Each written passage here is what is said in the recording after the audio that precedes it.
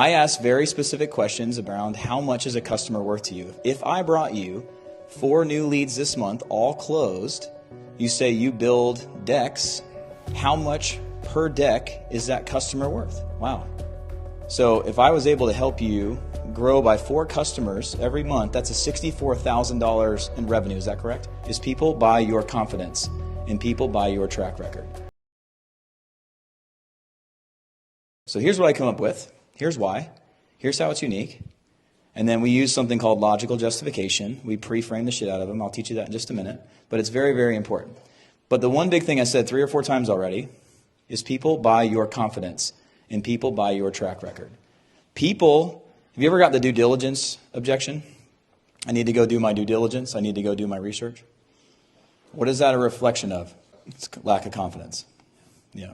But when you hedge those bets up front and you're leading with proof, you're leading with de-commoditization, you're leading with the idea of allowing them to feel confident that you can get them the result. You led and set the intention for the call, letting them know that you only work with people who fit a very specific clientele, who only have these things in place, and I only work with people where I know I'm going to absolutely crush it.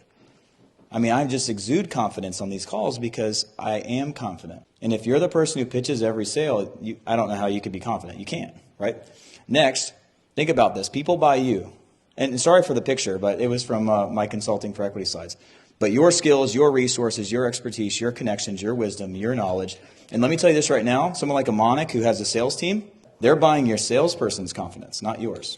They're buying the person doing this has to have this confidence.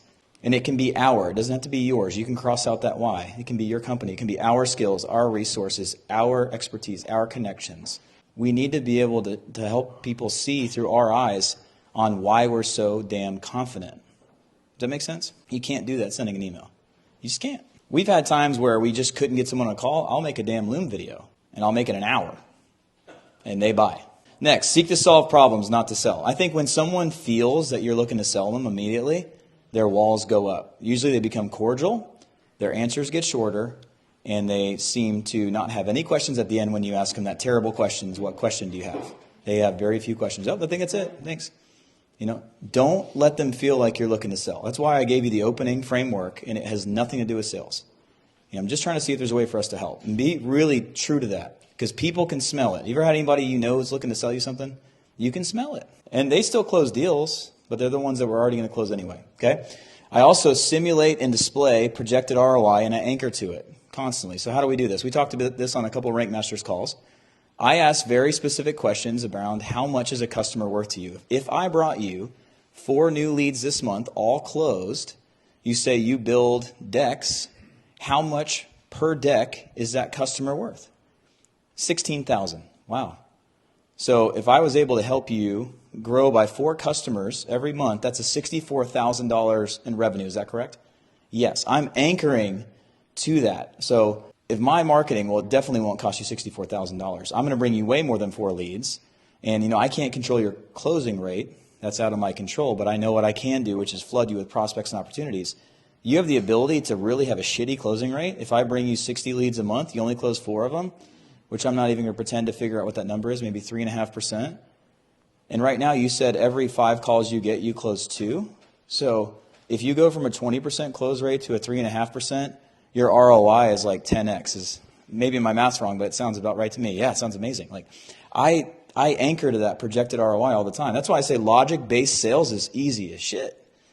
Selling high ticket like my teams do, it's hard. It's very, very hard because it's not relying on return on investment. Selling marketing is easy. So I'm telling you guys, it works. If you learn how to do this, it's hard to argue with it. We'll keep going, right? Understand the impact of the results you bring. And this is part of what the last one was, is being able to articulate that, right? So somebody works here with, like, let's sell Spencer spray foam.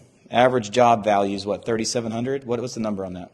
$8,000 to $10,000. Like, how can you leverage what I just said to you in your pitch or in your discovery process? How can you ask questions that are going to uncover the impact of the results you bring? You ask questions like, how much do you make every time you do a job on average? Right? Okay, $10,000. Okay, great. And your current revenue is what per month? 100,000? So our goal is, what's your growth goal? How aggressive are you? I'm asking questions that are going to help me understand later to help me in my pitch. When you ask questions like that, well, I want to get to $200,000 a month. Okay, excellent. Well, that's definitely talking to the right person. So if I can, within the next 12 months, consistently get you 10 new jobs per month, and you continue what you're already doing, we're going to get you to that goal. I want you to understand that what Terry said earlier, remember you were talking about helping people, and then you get a call and find out they sold their business and made millions? You need to understand the impact of the results that you bring. And if you can help people understand that, it's no brainer. Can you ever talk to somebody, they're like, I can't afford it. They're doing $200,000 a month. Your bill's only $3,000 a month, yet they can't afford it. Yeah, you got to logically justify the ROI of the expense and anchor to it consistently throughout the conversation. Okay, keep going. Monik said this to me last night. He said, shovel. For me, in my world, we say people buy the hole, not the drill. People want results, so we sell results. I don't talk about features and benefits. If my salespeople talk about features and benefits, we quickly correct that. We don't talk about features and benefits. We talk about results. We talk about not only results we're going to give them, we show them the results we've got on their people. That's the best sales tools you could ever use. Case studies, testimonials. You got to have that stuff. Stories. Let me tell you about Jim. Jim came to me. His wife had divorced him. The only thing he has left is his business. He has an excavation company. He had this great brother-in-law that used to send him all of his business, but now that his wife divorced him, his brother-in-law doesn't like him anymore, won't send him any business, and he was about to go under. He was scared because this entire time he didn't diversify his acquisition strategy for customers. He didn't advertise, and he got caught with his pants down, right? Here's what we did. Here's how fast we got the results. Here's what we were able to do. How do you feel about that? Is that what you're looking for? I mean, you have to be able to tell the stories. I love it. So that VSL we were watching last night that Matt had made for one of our companies we own, it was literally 9.5 minutes of her telling stories about all the major wins that the clients had. And she has 1,000 of those, by the way. But we picked about 20 of them. And you think that's going to close people into a 10K program? Guaranteed. Let's keep going. Okay. We talked about this several times. We'll touch on it briefly. But learn how to de-commoditize what you offer and yourself. People need to know that even if you think you've tried this before, this is different. That's why we want to know what they know, what they've experienced, and what they want. I can't position myself as different until I know what they've been through, right? I'm saying, tell me what you've done for marketing. What's worked well? What hasn't worked well? Tell me about your experience with that. Ooh, that's interesting. Tell me why. I want to know if they've been burned. I want to know if they hate marketers. I want to know if they think we're all charlatans. I need to be able to understand that up front. How can I de-commoditize myself in their mind? Because it's not the same for everybody to talk to if I don't know what they know and what they've experienced. Right? It's huge. Be Miss Cleo. We talked about this last one, right? Miss Cleo is a psychic. Is that correct? I don't know. Maybe. But I'll tell you what Miss Cleo knows. Probably. But for me, I'm a fortune teller in their minds. They're like, how the hell does he know this? How do I know everything that's going on in my prospect's head? Because I'm prepared. I know every objection you're going to give me. I know every pain point you're facing. I know every problem you have. I know exactly what you're looking for. I know your experience. I know that you hate marketers. I know you don't trust people. I know you think Facebook ads don't work. And I'm literally already inside your head. Like, be a psychic before you walk into a conversation. How many conversations have you had with home service company owners? I mean, think about it. You know every single objection they could ever give you, right? And what I do is I bake it into my conversations before it ever comes up. I hedge every single objection before it could ever come up. I'm different than anything you've ever tried. I've got more proof than you could possibly look. You want to watch 10 hours of videos? That's fine. Go ahead. You can do your due diligence, but I've already shown you it works, right? I've already identified that if I do what I'm supposed to do, you're going to make money hand over fist. Like, they don't have objections. I don't get objections very often because of this type of process. That's how you can increase your close rate, right? Let's keep going. I love to find the level of intent in the timeline. I like to anchor to it very, very quickly. I want to know why and why now all the time.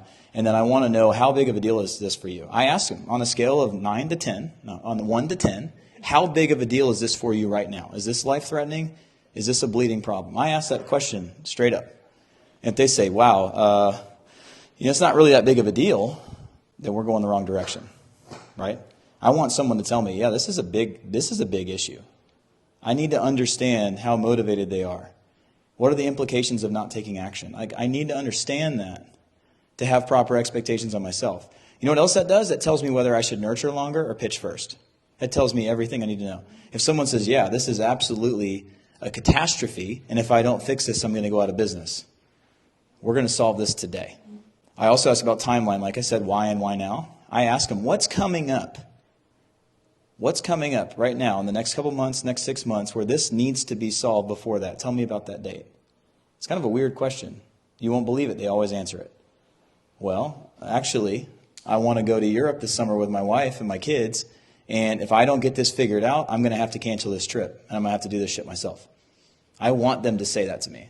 What's going on? When I was teaching medical estheticians and salespeople and patient coordinators how to sell cool sculpting and shit they don't need to patients, I had to learn this. Tell me about what's going on. Oh, your sister's wedding?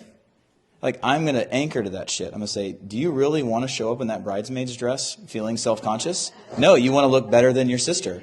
You know, we have to know why. When I was selling houses, I would tell them, I would give them a sense of urgency the moment they spoke. I was waiting for it. I said, tell me about your timeline. Oh, well, we want to be in a home by the 1st of August. Oh, why is that? Is it because you want your kids to be already in that address so they can go to that school? Yeah. I said, well, we should have started looking 3 months ago. The moment they say that to me, I'm going to tell them that. We should have already started this 3 months ago. Now we have a sense of urgency.